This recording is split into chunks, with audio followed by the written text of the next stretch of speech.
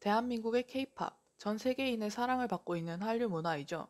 그리고 그 K-팝의 중심에는 수많은 아이돌 그룹이 있습니다. 1990년대부터 시작된 아이돌의 전성시대는 약 30년이 지난 지금까지도 이어지고 있습니다. 이 수많은 아이돌들을 좋아하고 지지해주는 사람들도 당연히 생겨났습니다. 팬이라고 하죠. 각 그룹의 팬들은 다양한 활동을 통해 아이돌들을 응원했고, 이러한 활동들은 팬덤 문화로 자리 잡게 됩니다. 팬들은 헌신적인 애정을 가지고 그들의 아이돌을 응원합니다. 어떠한 보답을 바라기보다는 스스로가 좋아서 자발적으로 그들이 내놓는 상품을 구매하고 각종 행사에 참여해 응원하고 서포트를 보내는 등의 행위를 하죠. 일반적으로 팬들은 집단적으로 움직입니다. 그리고 함께 활동한 집단을 형성하기 위해 다양한 플랫폼들을 사용하죠. 아이돌 소속사에서 만든 공식 홈페이지와 공식 팬카페는 기본이고, 인스티지나 덕후와 같은 커뮤니티 사이트, SNS, 최근에는 스마트폰 어플리케이션까지 다양한 플랫폼들이 있습니다.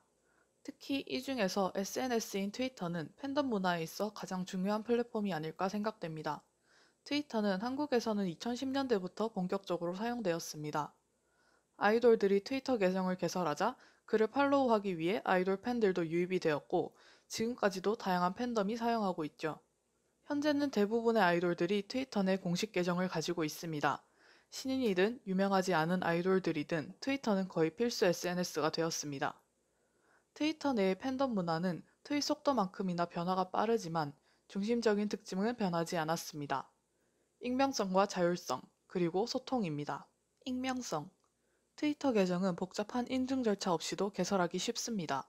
최근에는 실사용 중인 이메일이나 핸드폰 번호로 인증을 받도록 정책이 강화되었지만, 여전히 일회용 이메일을 만들어서 가입을 하면 정확한 자신의 정보 없이도 가입이 가능합니다.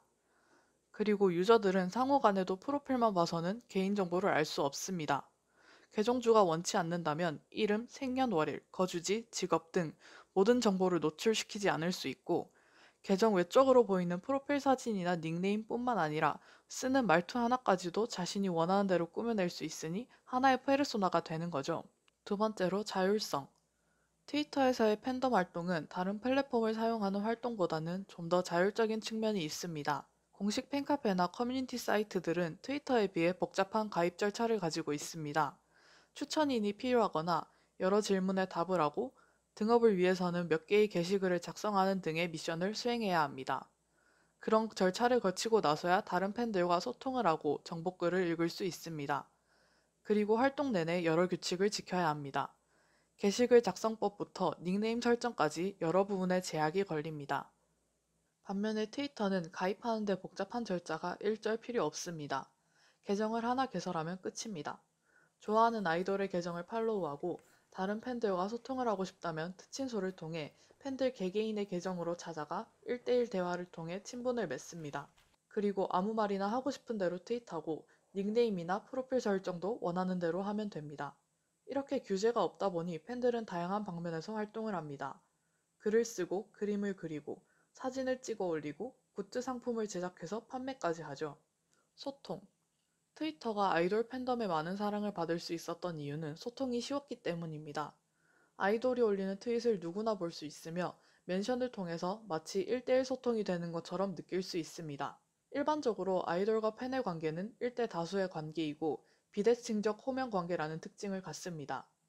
하지만 한 번씩 아이돌이 팬들의 멘션에 답멘을 해줄 때면 잠시나마 대칭적 호명 관계가 되는 느낌을 받게 되고, 어찌 보면 단순한 행위에 팬들은 커다란 행복을 느끼게 되는 거죠. 이러한 트위터의 특징들은 트위터 내 팬덤 문화를 더 활발하게 만든 요소임엔 틀림없지만 그 그림자도 분명 존재합니다.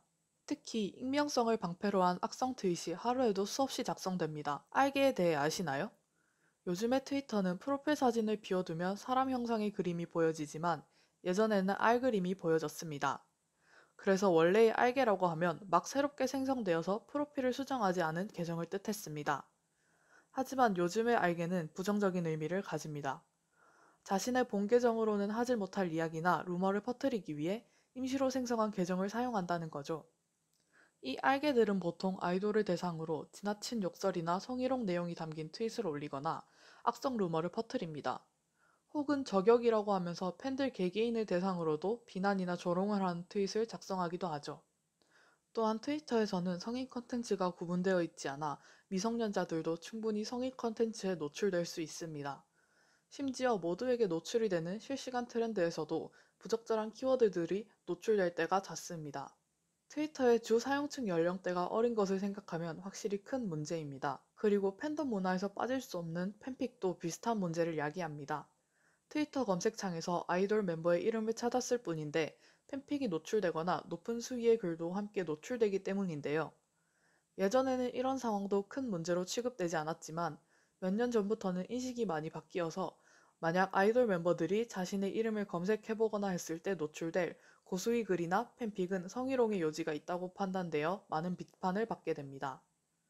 최근에 들어서는 미성년자들이 수위 높은 트윗에 노출되는 것에 경각심을 가져 유저들 스스로 검열을 하기도 하고 팬픽 같은 경우에는 특정 커플링을 언급하거나 이름을 쓸 때 검색에 노출되지 않도록 이름을 변형시켜 서치 방지를 하는 등 조금은 개선된 모습을 보여줍니다. 트위터는 아이돌 팬덤들이 자유롭게 활동하기에 그 어느 플랫폼보다 편리한 존재입니다. 내 생각을 거리낌 없이 표현할 수 있고 내가 좋아하는 것에만 몰두할 수 있는 환경을 만들 수 있죠. 하지만 활동에 제약이 많이 없는 만큼 비윤리적이거나 부적절한 컨텐츠에 노출이 되기도 십상이기 때문에 트위터를 사용하는 팬들 스스로 자신이 생산하는 트윗이나 활동을 끊임없이 검열하는 등의 노력을 기울여야 합니다.